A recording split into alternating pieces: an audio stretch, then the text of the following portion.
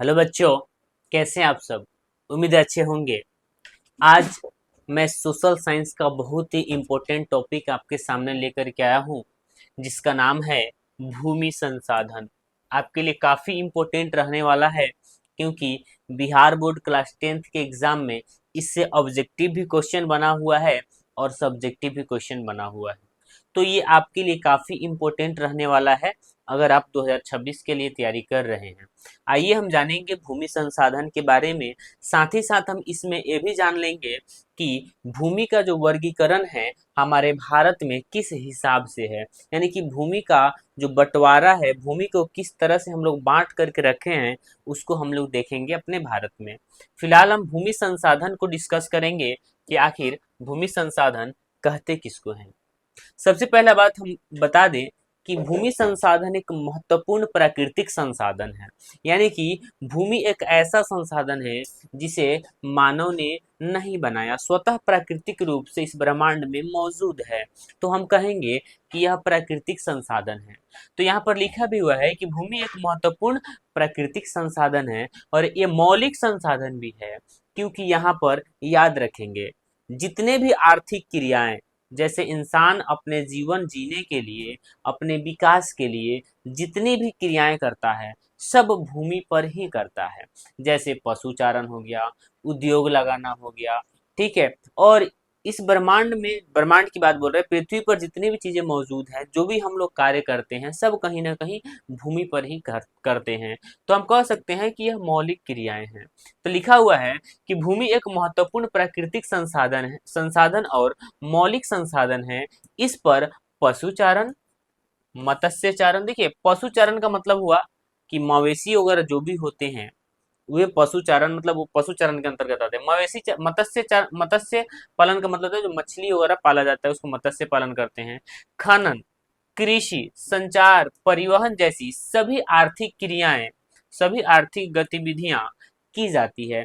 और जो भी ये गतिविधियां की जाती है, सब कहीं ना कहीं भूमि पर ही करी जाती है। उम्मीद है समझ में आ गया होगा कि आखिर भूमि संसाधन किसे कहते हैं। तो देखिए डेफिनेशन कैसे लिखेंगे, बड़ा सटीकता के साथ लिखेंगे। अगर एग्जाम में पूछ दिया कि भूमि संसाधन क्या है, तो उसमें लिखना है कि भूमि एक महत्वपूर्ण प्राकृतिक एवं मौलिक संसाधन है, पहला लाइन में लिखेंगे। दूसरा लाइन उसी में बनाएंगे, इस पर, यानी कि किस पर, भूमि पर पशुचारण, मत्स्यचारण, खनन, कृषि, संचार एवं परिवहन जैसी सभी आर्थिक गतिविधियां की जाती है। तो इतना लिखेंगे तो आराम से 2 अंक में पूछता है और वो उतना मिलेगा, ठीक है।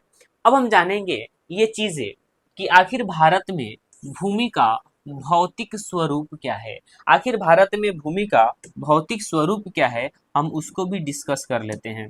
सबसे पहला बात कि भूमि को भारत में 3 भागों में बांटा गया है, उसकी मतलब कि बनावट के हिसाब से। जैसे हम लोगों ने देखा, पहला हमने लिखा है पठार, दूसरा पर्वत और तीसरा मैदान।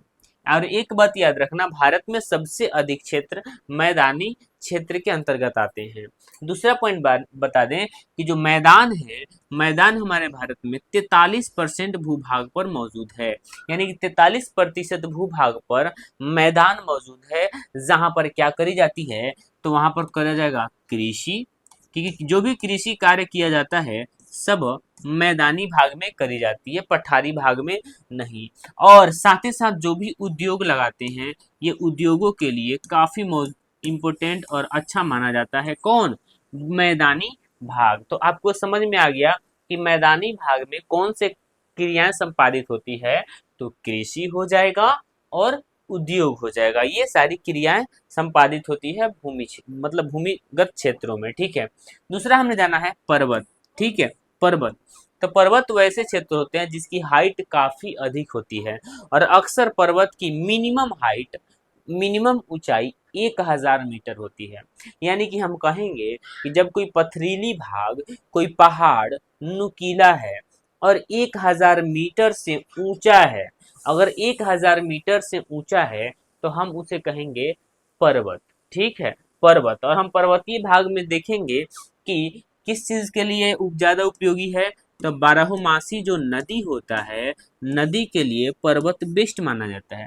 साथ ही साथ पर्वत पे लोग घूमने जाता है, यानी कि हम कह सकते हैं पर्यटन के लिए अच्छा माना जाता है, यानी घूमने के लिए ये जाना जाता है पर्वतीय क्षेत्र। और भारत में पर्वतीय क्षेत्र कितना है, तो कुल भूभाग का 30% पर्वतीय क्षेत्र है। उम्मीद है सारी बातें समझ में आ रही होगी। तीसरा पॉइंट है पठार। ठीक है, क्या है, पठार। तो याद रखना, ठीक है, पठार वैसे क्षेत्र होते हैं जो ये भी पथरीली भाग होता है। पठार कैसे भाग होते हैं, तो पथरीली भाग होते हैं। और यहाँ पर क्या क्या चीजें मौजूद होता है, तो जो भी खनिज होता है, जितने भी खनिज होते हैं, खनिज वगैरह, वो पठारी भाग में मौजूद होते हैं। एक केवल पठारी महला के मैदानी भाग पर्वतीय भाग में भी होते हैं, लेकिन अधिकांश जाना जाता है तो खनिज संपदा पठारी भाग में मौजूद होते हैं। तो ये आपको समझ में आ गया होगा। अगर आपसे ऑब्जेक्टिव क्वेश्चन पूछता है कि बताइए भारत में भूमि का भौतिक स्वरूप क्या है, तो सबसे पहला पॉइंट बताना है कि भारत में 43% भूभाग पर मैदान है, 30% भूभाग पर पर्वत है और 27% भूभाग पर पठार है। अलग अलग बुक में इसका आंकड़ा कभी कभी अलग दे देता है, जैसे कहीं पर 29% देगा तो इधर में 28% आपको देखने को मिलेगा। ठीक है, तो इससे घबराना नहीं है। उम्मीद है सारी बातें समझ में आया होगा। यहाँ पर इस बात को हमने पॉइंट में भी लिखा है। जैसे मैदान, मैदान किसके लिए उपयोगी है, तो कृषि और उद्योगों के लिए उपयोगी मानी जाती है। दूसरा पॉइंट हमने क्या बताया, पर्वत। ठीक है, तो पर्वत किस चीज के लिए अच्छा माना जाता है, तो बारहमासी नदियां।